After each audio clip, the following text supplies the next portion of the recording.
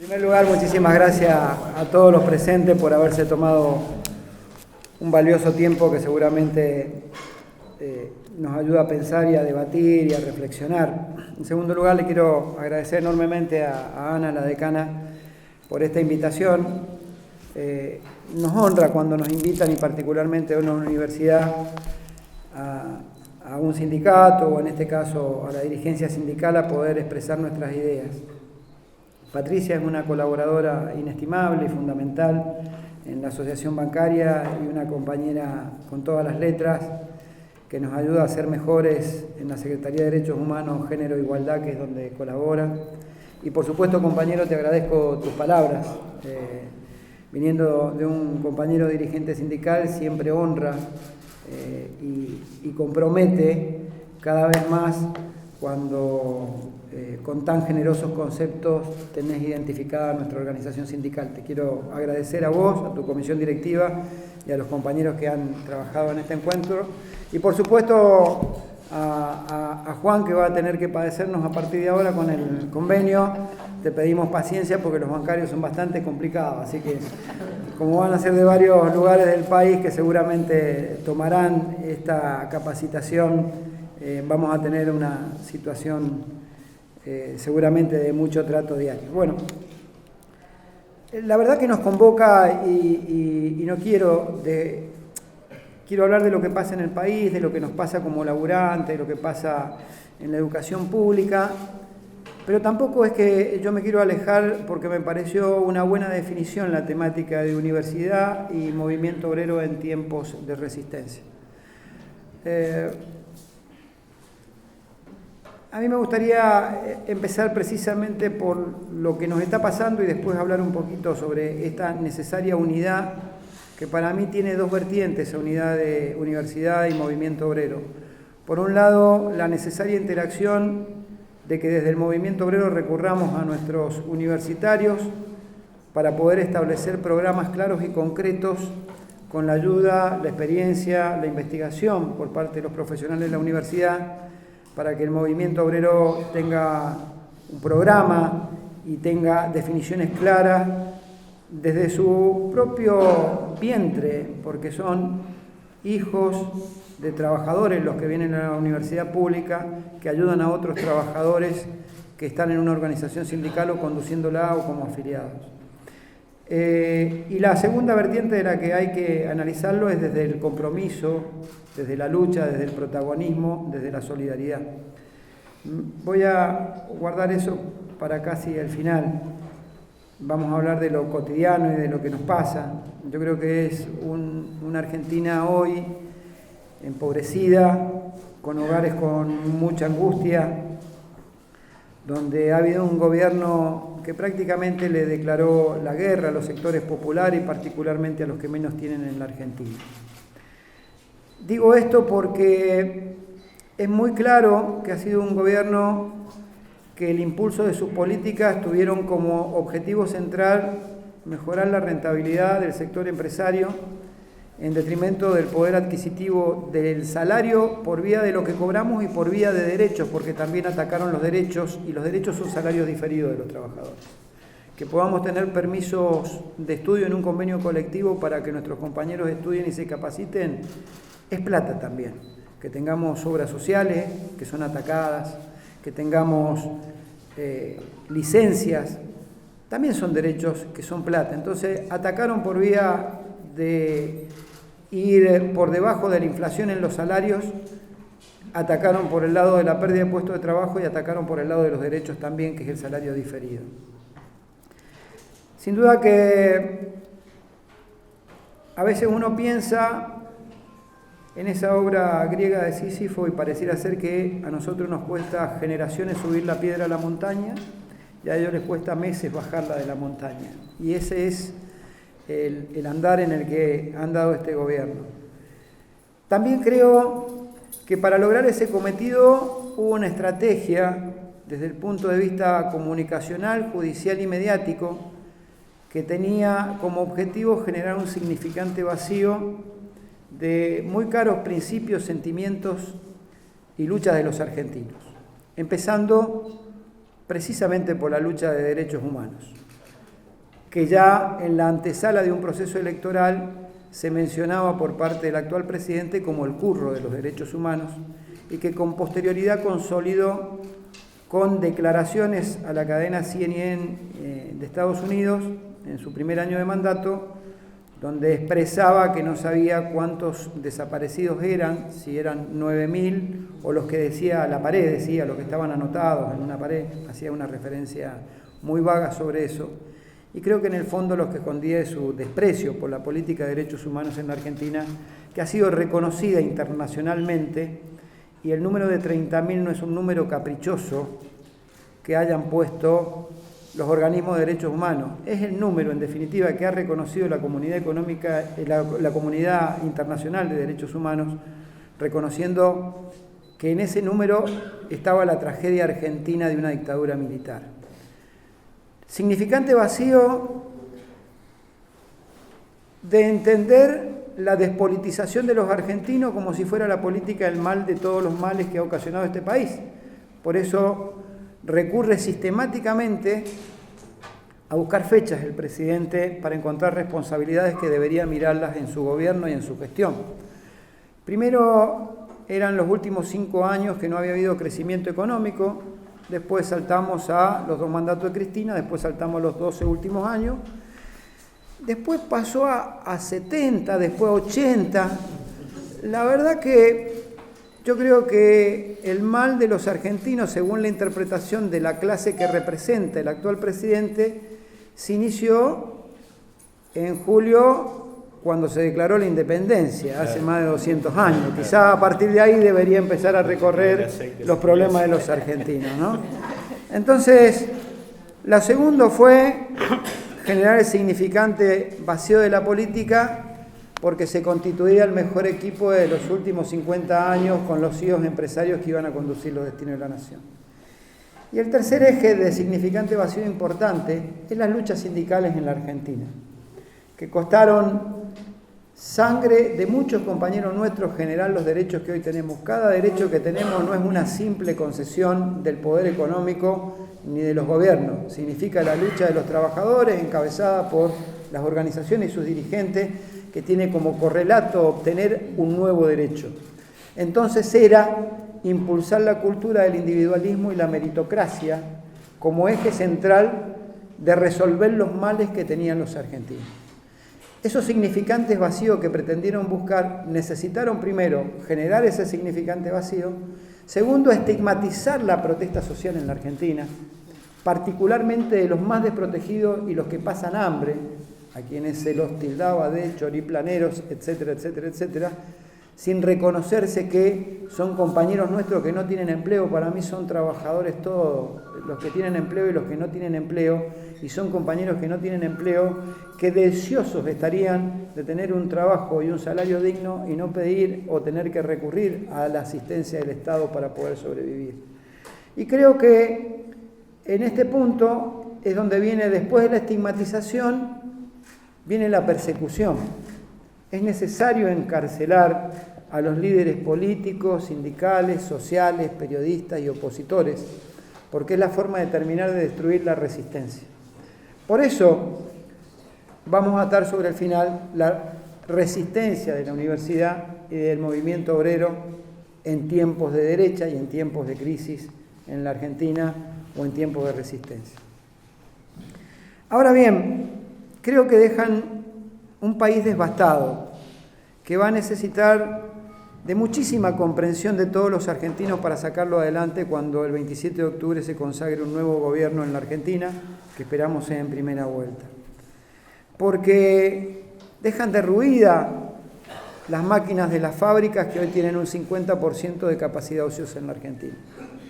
Dejan destruido el tejido social cuando hay 4 millones más de pobres.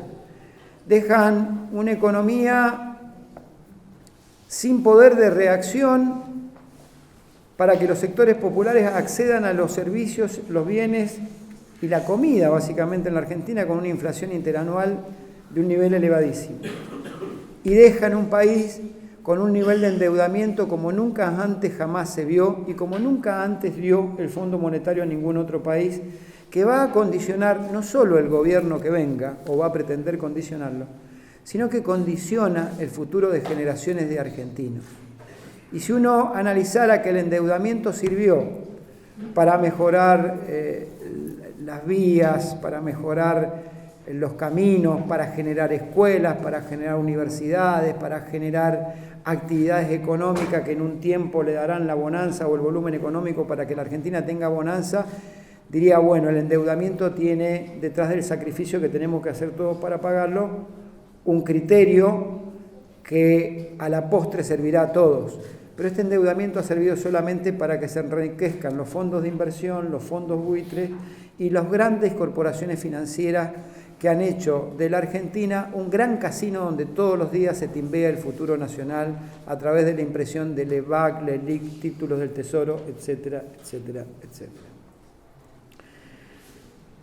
Creo que en ese andar de la situación argentina,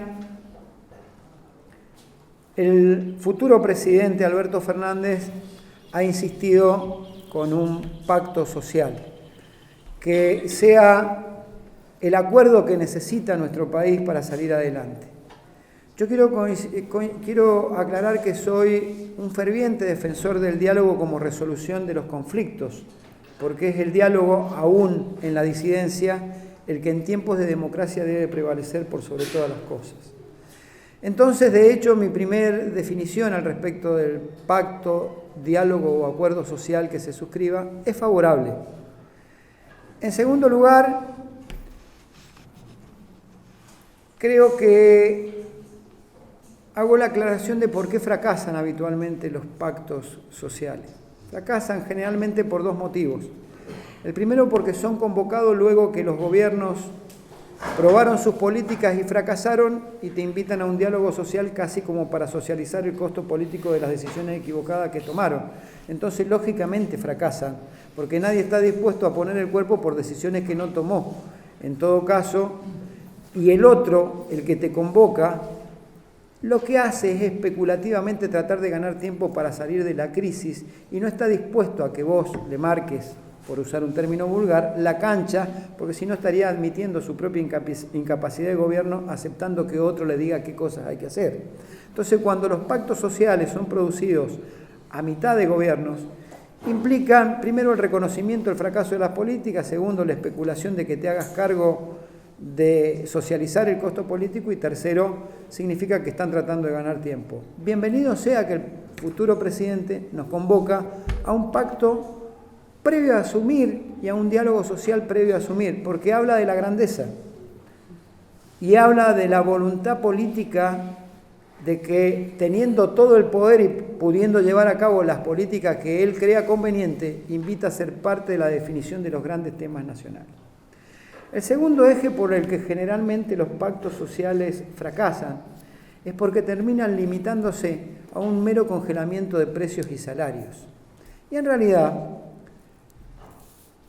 los pactos, acuerdos o diálogos sociales tienen que tener como eje, no me gusta usar la palabra fundacional, ya lo usó Cambiemos y así le fue, pero son las bases o los cimientos sobre los que se edifican el futuro de generaciones venideras. Porque un pacto, para que sea de verdad, no tiene que servir para la inmediatez de resolver la coyuntura. Tiene que servir para sentar los cimientos necesarios para que 2 o 3 generaciones de argentinos tengan previsibilidad para desarrollarse en el marco de una sociedad distinta a la que tenemos en la actualidad. Estos son los factores por los que fracasan, que yo los alejo de esa posibilidad precisamente porque es el futuro presidente que nos convoca previo a asumir su cargo a esta discusión. Ahora bien, es tan complejo un pacto social que creo que también tenemos que ser prudentes desde este espacio político en el que muchos de nosotros pertenecemos, de no generar una expectativa demasiado amplia para resolver, porque la urgencia de los argentinos hoy implica que no da el tiempo suficiente para discutir esas bases sobre las que debe cimentarse la nueva sociedad. ¿Por qué lo digo? Porque después no podemos convertirnos en asesinos de la esperanza que nosotros mismos generamos en la sociedad.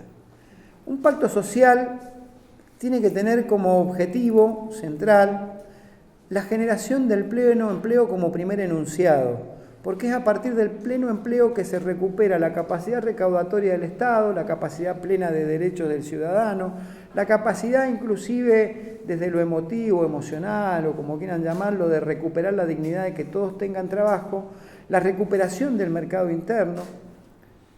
Tiene que tener como segundo objetivo claramente la erradicación del trabajo en negro, que es claramente la degradación de la condición del trabajador de aceptar perder parte de su dignidad en función de sostener un ingreso para poder llevar el sustento a su hogar.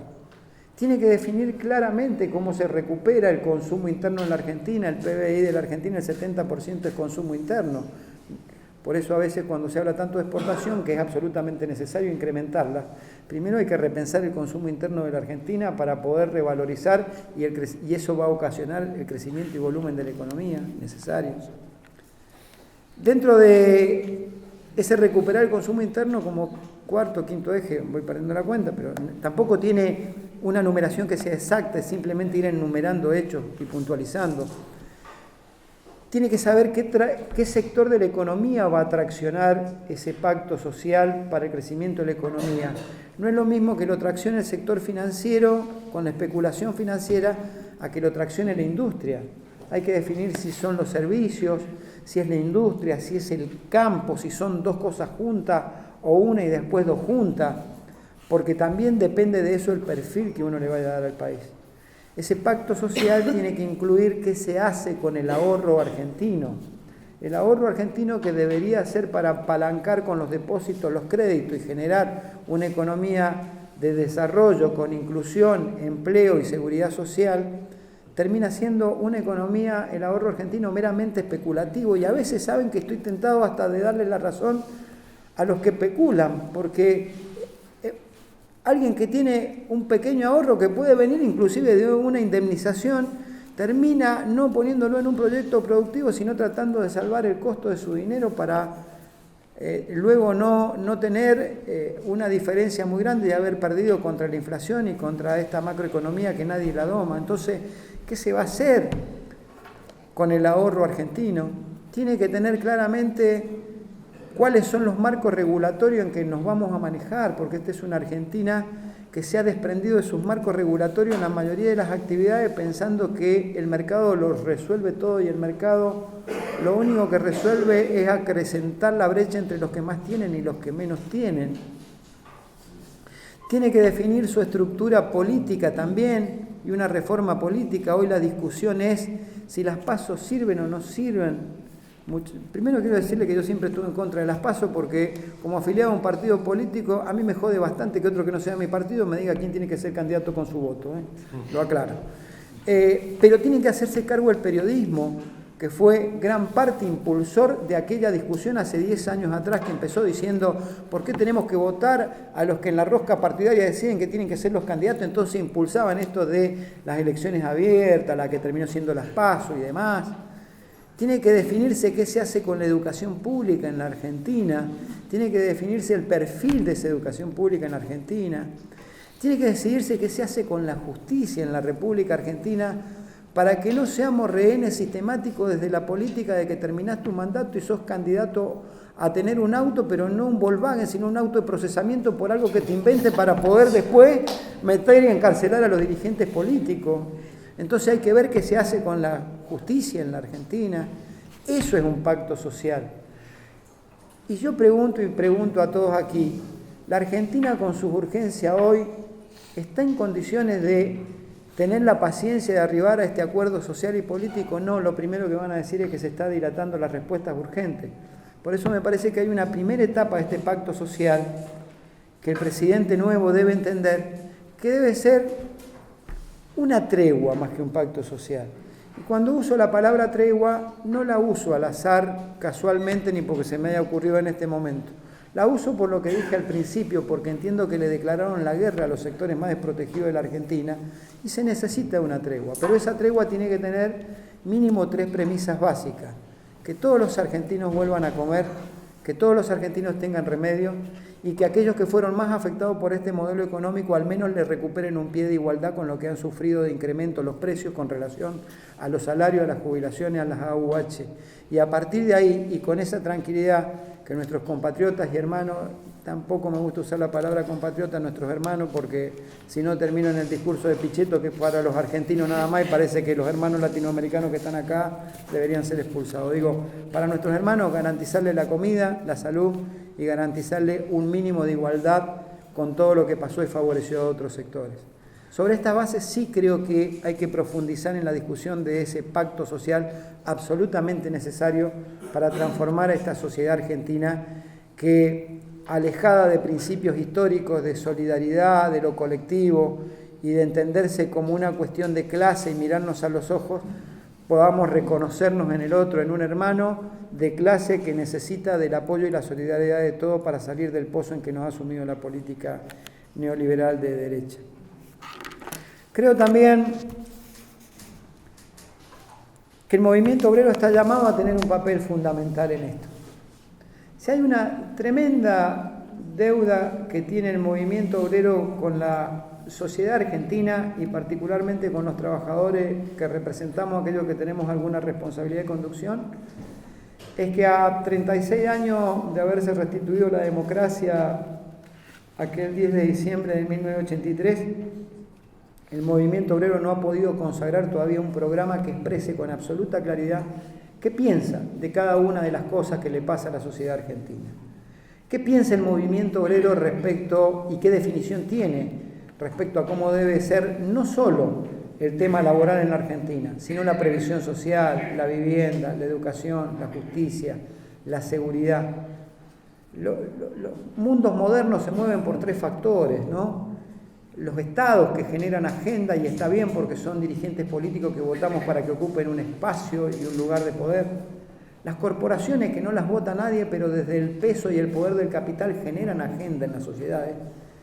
Y el mundo del trabajo que lo representan las organizaciones sindicales, a quienes se nos condena siempre desde el poder hegemónico y particularmente dentro de ese poder desde los medios, solamente a limitarnos a discutir salario y a ver si en tiempos de derecha nos quitan algún derecho y en tiempos progresistas logramos algún derecho.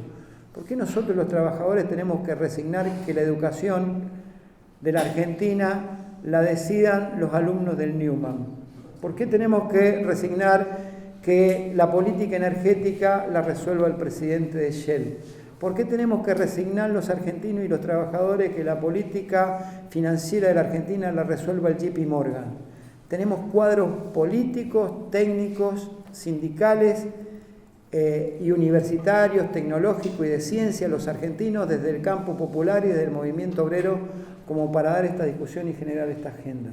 Y creo que es central en un país como Argentina, que tiene un desarrollo sindical con un modelo sindical único en el mundo, que ha permitido hoy, a pesar de este avance, que Argentina no sea Brasil y no hayan podido arrasar con los convenios colectivos y no hayan podido arrasar con la ley de contrato de trabajo. Tiene la obligación moral, precisamente, por esa construcción del movimiento obrero que le dio en sus inicios el anarquismo, el socialismo, que le incorporó la impronta del peronismo y parte del radicalismo también, tiene la obligación moral de rendir honor a ese poder que se le confirió y a ese empoderamiento para discutir desde ese lugar de empoderamiento también la agenda de los argentinos, al igual que los estados y al igual que el sector empresario. Yo creo que también hay que poner en un contexto internacional a lo que pasa en la Argentina. Ese contexto internacional tiene que ver, y en esto un breve análisis también del movimiento obrero, ¿no? Yo no me resigno a que hoy el movimiento obrero no esté discutiendo la modernidad, porque siempre nos ponen en el lugar de los dirigentes anacrónicos, antiguos, vetustos y obsoletos, que no quieren discutir ni productividad, ni quieren discutir la tecnología y que se aferran a convenios del año 75 y que no quieren otra cosa que mantener los privilegios de las organizaciones que representan y algún que otro derecho que tengan los trabajadores y nos ponen en ese lugar. El mundo está atravesado del trabajo hoy por tres situaciones que tienen que ver con el dinamismo del trabajo por un lado y por otro lado tiene que ver con lo político. El primero y el más impactante es el avance fenomenal del avance tecnológico en las relaciones del trabajo. Ya no es que se sustituyó la mano de obra por la robótica que automatizaba la colocación de un tornillo en la rueda de un auto y afectaba a la industria automotriz. Hoy existe la inteligencia artificial que va resolviendo problemas. Existen los Big Data que son generosos en cuanto a la información que han acumulado durante estos por lo menos últimos 20 años y pueden determinar en el sector financiero, por ejemplo, que arrancaste con el teléfono viendo las noticias que te da Diarios Argentinos y terminaste sacando un préstamo a los 10 minutos porque siga y te va otorgando un crédito. Entonces creo que es una discusión que hay que darla. Pero cuando nos ponen la discusión de productividad y tecnología, yo siempre digo en las cámaras que representan al sector empresario, miren muchachos, si quieren discutir en serio, discutimos. Ahora, si ustedes vienen a discutir para quitarnos derechos, golpeen otra puerta, no es la de la bancaria, vayan a buscar algún otro sindicato más dócil y más afín, nosotros no vamos a discutir quita de derechos. ¿Por qué lo digo? Porque no quiero discutir esa modernidad. Nuestros economistas, compañeros que son variopintos, como es el sindicato bancario también en su concepción y en sus segmentos ideológicos, son compañeros que vienen de la Universidad de Rosario, los lidera Sergio Arelovich, a uno de los grupos de economistas que tenemos, y son compañeros que salieron de la Universidad Pública de Rosario, tanto en economía como en licenciado en ciencias políticas, y realizamos un trabajo que fue por lustro, desde el 2000 en adelante. Y fue qué cantidad de cuentas de ahorro administraba un trabajador bancario en el 2000, en el 2005 y así. Ahí hicimos un segmento especial en el gobierno de Macri. Bueno, un trabajador bancario administraba aproximadamente 135 cuentas de depósito, fueran estas caja de ahorro, cuenta corriente o plazo fijo en el 2000. Hoy administran más de 600. Creció su productividad el 510%. Un trabajador bancario administraba 115 cuentas de préstamos o de créditos. Hoy administra casi 390, quiere decir que creció más de un 300% su productividad.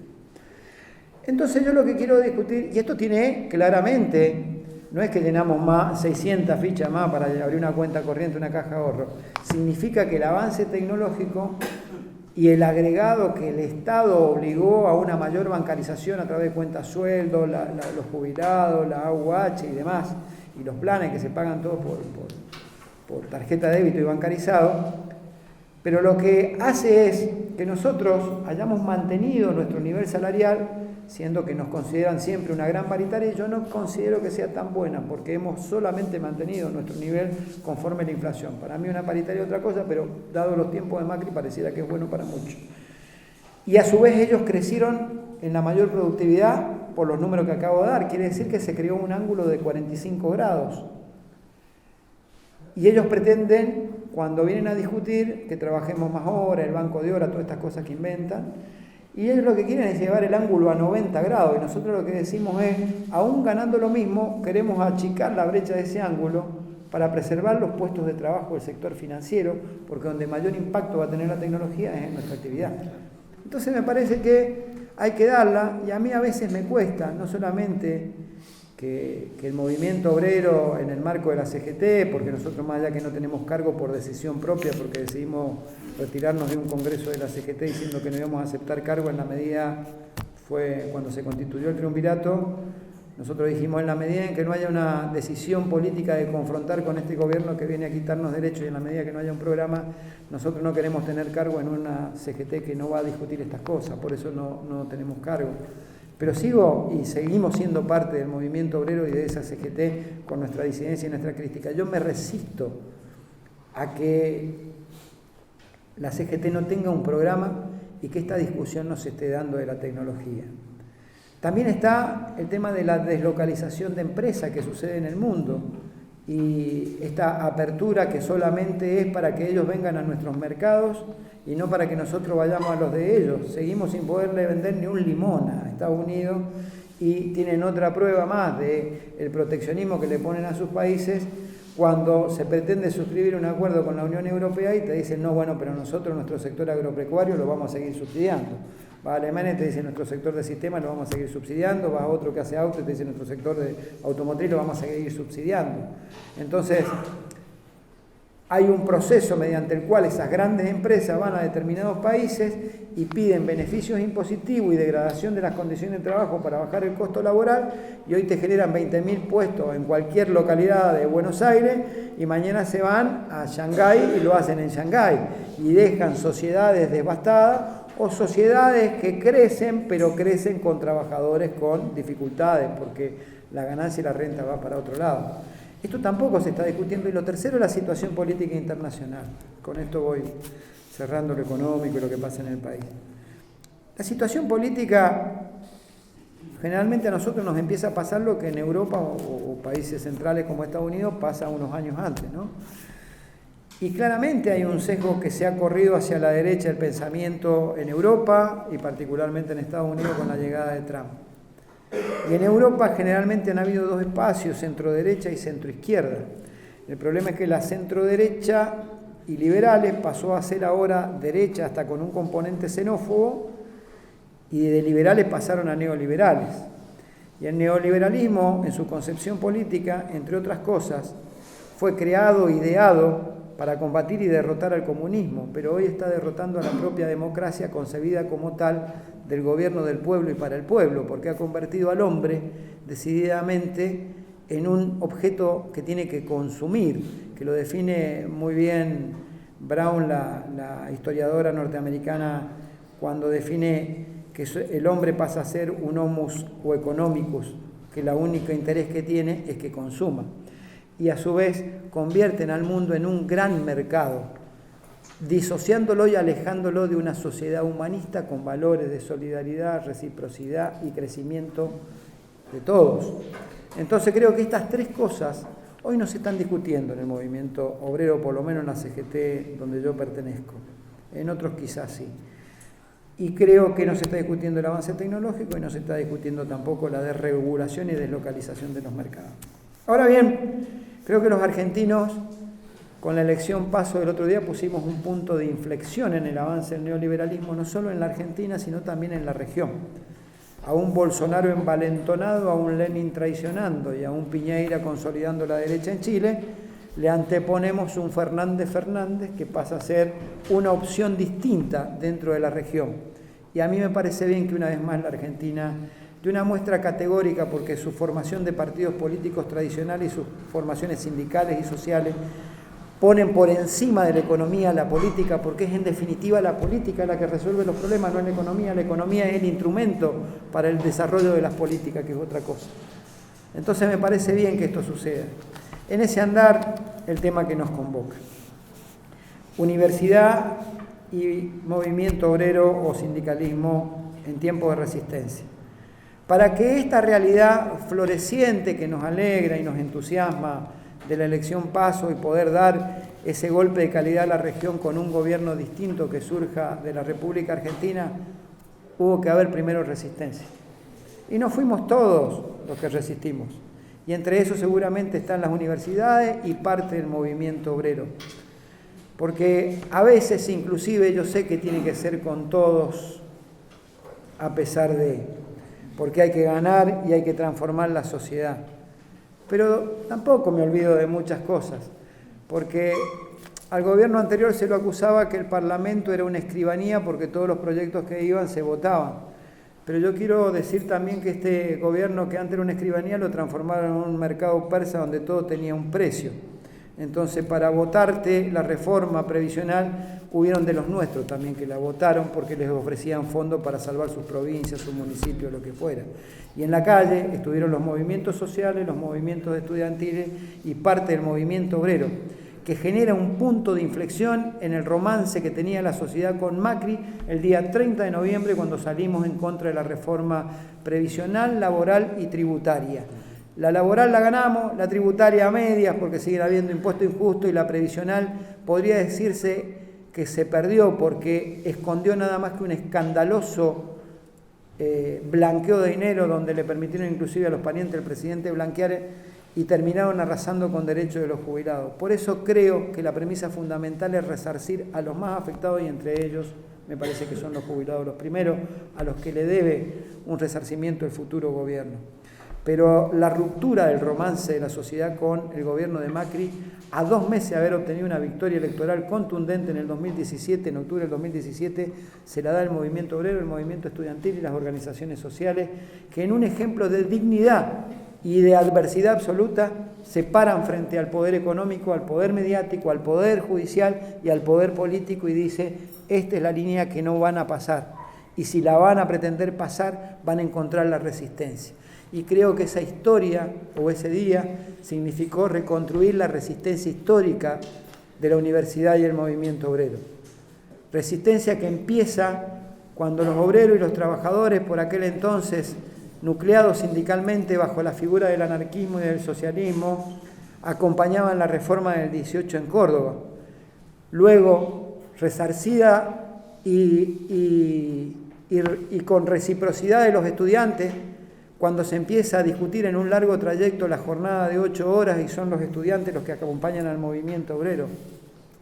Son también las pérdidas que hemos tenido durante todo este tiempo de militantes y compañeros nuestros en la lucha.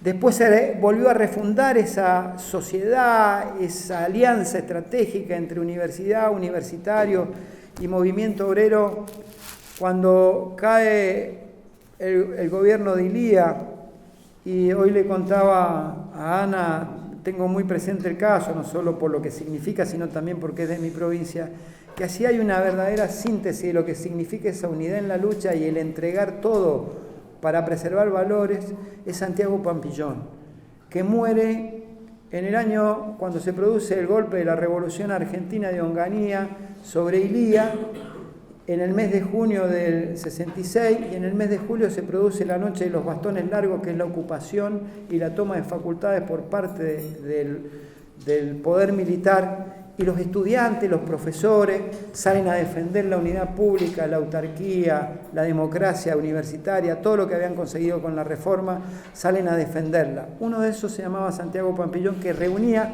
el doble requisito de ser delegado sindical de la fábrica donde trabajaba y estudiante universitario. Santiago es virtualmente acribillado creo que el 6 o 7 de septiembre del 66 con 3 tiros en la cabeza por parte de la policía de Córdoba. Fallece un 12 de septiembre y es el movimiento obrero junto con los estudiantes que le rinden el debido homenaje movilizando toda la provincia de Córdoba el día que muere. Y es mi provincia, Mendoza, de donde era Santiago, que lo recibe con una huelga general del movimiento obrero y una multitudinaria marcha que recibe los restos en Mendoza. Alianza que nuevamente se ratifica en esa hermosa, romántica y epopeya CGT de los argentinos y la alianza con los estudiantes. Cuando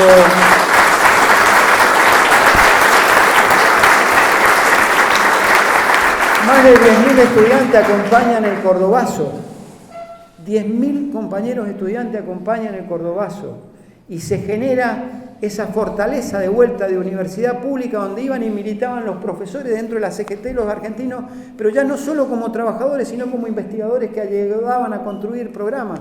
Y ha sido la universidad la que ayudó a construir históricos programas del movimiento obrero como Huerta Grande, La Falda, los 26 puntos de Ubaldini, las propias consignas del MTA y la resistencia al neoliberalismo de Menem.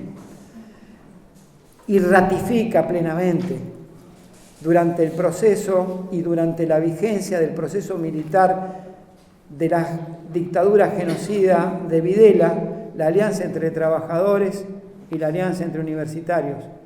Porque ahí es donde quiero cerrar diciendo que la Argentina tuvo en 46 años o 47, no recuerdo bien, tuvo 6 golpes de Estado, ¿no? El del 30 a Irigoyen, el del 43, bueno, a Castillo hablemoslo porque era parte de la década infame, el del 55 a Perón, el del 62 a Frondizi, el del 66 a Ilía, el del 76 nuevamente al peronismo ya con Isabel en el gobierno. Y acá hay decenas de miles de desaparecidos que fueron estudiantes y trabajadores básicamente. Hubieron decenas de miles de torturados que fueron básicamente trabajadores y estudiantes que se oponían. Hubieron decenas de miles de compatriotas nuestros exiliados porque no podían vivir en la Argentina, básicamente estudiantes y trabajadores. Hubieron decenas de miles de muertos en la Argentina y fueron estudiantes y trabajadores. Significo con esto que las libertades que quieren los neoliberales las gozan con la sangre y el cuerpo que puso la universidad, los estudiantes y los trabajadores.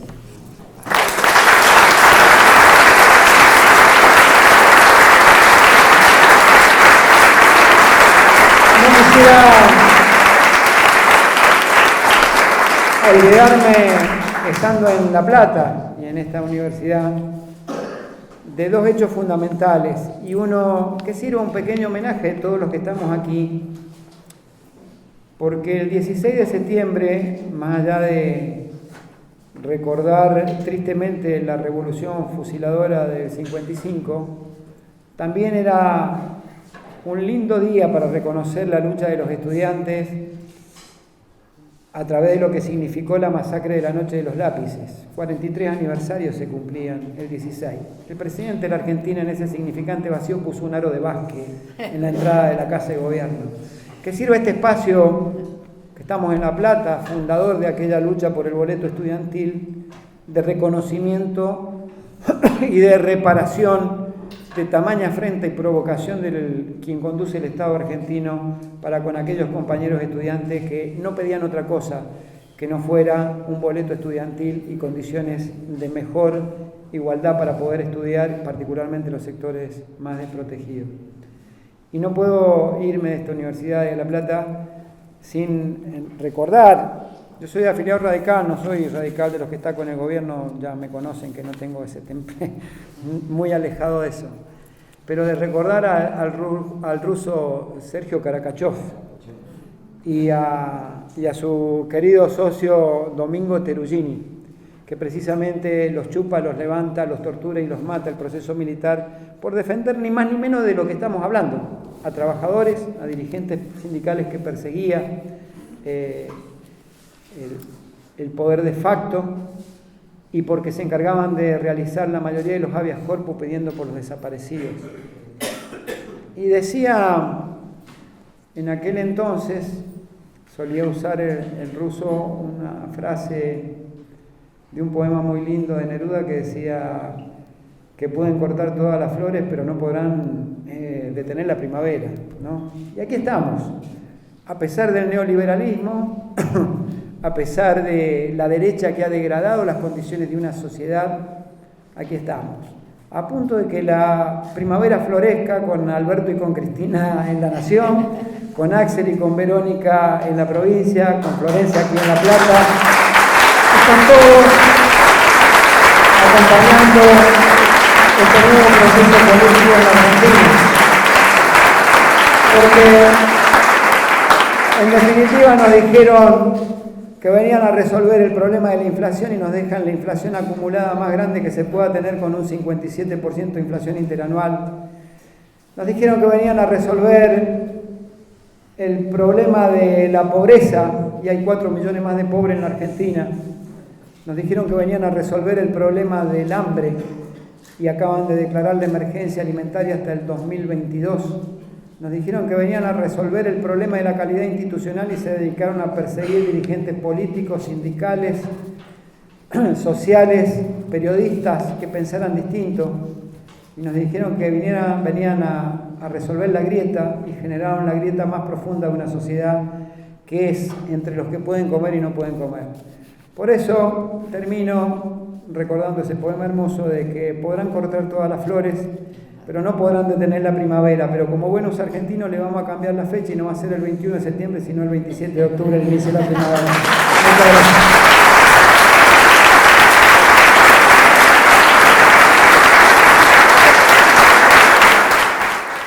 Mira, el otro día, gracias por la pregunta, el sábado pasado me invitaron de la pastoral a dialogar sobre el pacto social y me tocó justo una mesa con dos potenciales futuros ministros, uno era Felipe Solá y el otro Daniel Arroyo. Y la verdad que sin querer, queriendo, como decía el Chavo, me salió al final el rebelde que uno tiene siempre adentro y a veces ser políticamente incorrecto. Yo creo que tiene una tamaña responsabilidad el presidente y la vicepresidenta articuladores del pacto y del nuevo contrato social que propone Cristina, en buscar quienes se sientan a la mesa para que tengan la legitimidad suficiente. Es vital la legitimidad de quien se siente a negociar, suscribir y explicar el pacto social a la sociedad. No es lo mismo que se lo expliquen compañeros que estuvieron en el frente de batalla combatiendo las políticas del neoliberalismo que aquellos que son parte del problema y no parte de la solución. Porque así como Macri se va con 4 millones más de pobres, la conducción de la CGT también se va con 4 millones más de pobres, ¿no? Entonces digo, está bien que es con todos y en política, así como le hemos requerido al sector político que es con todo, tenemos que entender que es con todo. Pero la legitimación de quienes se sienten a discutir y qué cosas es vital. No es lo mismo que se lo explique a la sociedad, qué sé yo, el vicepresidente de la Unión Industrial, que tuvo una política de confrontación con el gobierno, que se lo haga Acevedo, que fue el presidente que estuvo abrazado con Macri hasta hace 2 semanas atrás. No es lo mismo que se lo haga el presidente de un banco internacional que se lo haga el presidente nuevo de la banca pública. Creo que la legitimación de quienes estén sentados en la mesa depende mucho parte del capital político que tenga el presidente para impulsar este pacto y gran parte del capital político del propio pacto.